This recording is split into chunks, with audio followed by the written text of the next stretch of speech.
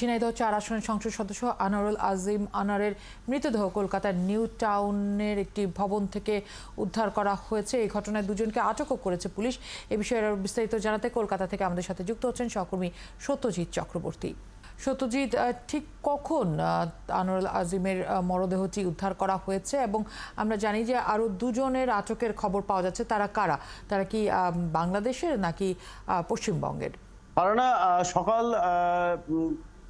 আজ সকালে কিন্তু নিউ টাউনের একটি আবাসন থেকে, বহুতল আবাসন থেকে আর কি এই যে বাংলাদেশি সাংসদ আনোয়ারুল তার মরদেহ উদ্ধার করেছে নিউ টাউন থানার পুলিশ। এবং ঘটনার পরপরই জানাজানি হতেই কিন্তু গোয়েন্দা বিভাগ, কেন্দ্রীয় গোয়েন্দা বিভাগ এবং পশ্চিমবঙ্গের পুলিশের আর কি পদস্থ কর্তারা তারা সেখানে উপস্থিত হন এবং এই যে আবাসনের সিসিটিভি ফুটেজ তিনি কখন ঢুকেছেন এবং কখন আর কি কারা তার সঙ্গে দেখা করতে এসেছেন, গোটা বিষয়টা কিন্তু খতিয়ে দেখছে। এবং সেক্ষেত্রে সিসিটিভির ফুটেজ দেখে দুজনকে কিন্তু ইতিমধ্যে পুলিশ গ্রেপ্তার করেছে।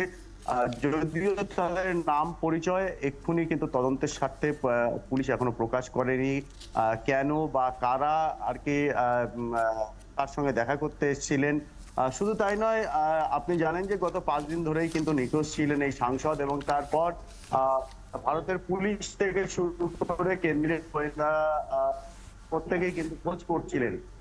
একটা বিষয় এখানে ধোঁয়াশা কিন্তু থেকে গেছে যে সাংসদের যে হোয়াটসঅ্যাপ, সেই হোয়াটসঅ্যাপ থেকেই কিন্তু মেসেজ করা হয়েছিল যে তিনি দিল্লিতে যাচ্ছেন, অর্থাৎ তার যে বন্ধু যেখানে উঠেছিলেন বরানগরের গোপাল বিশ্বাস, দীর্ঘদিনের পরিচিত বলেই কিন্তু গোপাল বিশ্বাস জানিয়েছিলেন সাংসদের সঙ্গে তার প্রায় 20 থেকে 25 বছরের একটা সম্পর্ক। তো সেই নিখোঁজ ডায়েরিতে তিনি কিন্তু এমনটা উল্লেখ করেছিলেন। তারপর দেখা গেল যে কখনো বিহার, ঝাড়খণ্ড, অর্থাৎ এখানে দুটো বিষয় কিন্তু আছে যে আনোয়ারুল তিনি হয়তো কলকাতায় ছিলেন এবং তার ফোনটা বিভিন্ন জায়গায় নিয়ে যাওয়া হয়েছে বিভ্রান্ত করার জন্য। এবং এই খুনের পিছনে রহস্যটা কি সেইটা কিন্তু পুলিশ ইতিমধ্যেই তদন্ত শুরু করেছে এবং বেশ কয়েকজনকে জিজ্ঞাসাবাদ ইতিমধ্যেই করছে। এবং ভারত সরকারের বিদেশ মন্ত্রক সহ সংশ্লিষ্ট যারা আছেন, বিশেষ করে বাংলাদেশের deputy high commission, Bangladesh high commission Delhi, তাদের আধিকারিকদের সঙ্গেও কিন্তু পুলিশ খোঁজখবর রেখেছে তিনি কবে ভারতে ঢুকেছেন এবং কার কার সঙ্গে দেখা করেছেন, কি উদ্দেশ্যে। সত্যজিৎ, আমরা জানি যে তিনি চিকিৎসার জন্য গিয়েছিলেন এবং বিভিন্ন চিকিৎসকের সাথে তার অ্যাপয়েন্টমেন্টও ছিল। সেই বিষয়ে ঠিক কি তথ্য রয়েছে? কবে কবে চিকিৎসকের কাছে গিয়েছিলেন, আবার যাওয়ার কথা, সেই বিষয়ে কি আপনি কিছু জানতে পেরেছেন? দেখুন, একটা ডায়েরি উদ্ধার হয়েছে, যে ডায়েরিতে কিন্তু বেশ কিছু তথ্য আছে এবং সেই তথ্য মোতাবেক কিন্তু সেখানে চিকিৎসার তেমন কোনো উল্লেখ কিন্তু এখনো পর্যন্ত পুলিশ উদ্ধার করতে পারেনি ডায়েরি থেকে। তো স্বাভাবিকভাবেই গোপাল বিশ্বাস যার বাড়িতে তিনি উঠেছিলেন তিনি কিন্তু আবার স্বর্ণ ব্যবসায়ী। এক্ষেত্রে কোন রকম কোনো ব্যবসায়িক লেনদেন ছিল কিনা এবং এই সাংসদের, 3 বারের সাংসদের তার যে ব্যবসা আছে সেই ব্যবসার সাথে কোন রকম কোনো সম্পর্ক আছে কিনা সেই সমস্ত বিষয়টি কিন্তু খতিয়ে দেখছে। যদিও গোপাল বিশ্বাস তিনি যে নিখোঁজ ডায়েরি করেছিলেন সেখানে কিন্তু উল্লেখ আছে চিকিৎসার জন্য তিনি এসেছেন এবং পরিবারকেও বলেছিলেন যে তিনি চিকিৎসার জন্যই কলকাতা আসছেন। তো সত্যজিৎ, যে বাড়িটিতে ওনার মৃতদেহ পাওয়া গেছে সেই বাড়িটি থেকে গোপাল বিশ্বাসের বাড়িটির দূরত্ব কতখানি? দেখুন, গোপাল বিশ্বাসের বাড়িটা হচ্ছে বরানগর, যেটা ব্যারাকপুর কমিশনারেটের মধ্যে পড়ে এবং বরানগর থানা।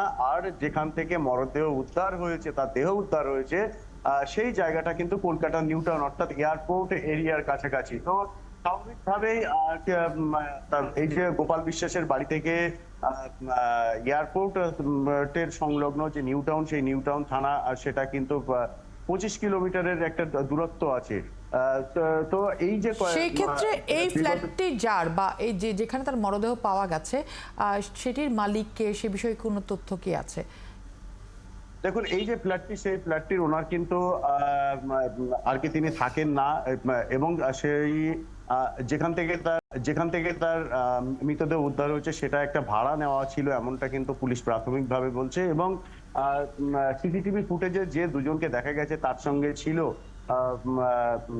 তারা কেন এসেছিলেন এবং তারা কি ব্যবসায়িক কাজে এসেছিলেন কিনা সমস্ত বিষয়টা কিন্তু পুলিশ এখনো পর্যন্ত খতিয়ে দেখছে এবং তদন্তের স্বার্থে পুলিশ থেকে কিন্তু কোনো রকম কোনো তথ্য এখনো প্রকাশ করেনি, কারণ পুলিশের যেটা প্রাথমিকভাবে অনুমান করা হচ্ছে তাকে হয়তো ডেকে নিয়ে এসে খুন করা হয়েছে, কিংবা কোনো হয়তো তিনি এখানে এসেছিলেন কোনো ব্যবসায়িক কাজে, যেটা তিনি গোপন রাখতে চেয়েছিলেন, সেখানে হয়তো কোনো ব্যবসায়িক গন্ডগোল হয়েছে এবং তার জেরেই হতে পারে তার মৃত্যু। এখন মৃতদেহ ময়না তদন্তের জন্য পাঠানো হয়েছে। ময়না তদন্তের পর পুলিশ প্রাথমিক রিপোর্ট। অনেক ধন্যবাদ সত্যজিৎ, আপনি রয়েছেন আমাদের সাথে। আমরা আবারও আপনার কাছে ফিরবো, আপনি আরেকটু বরং তথ্য সংগ্রহ করুন।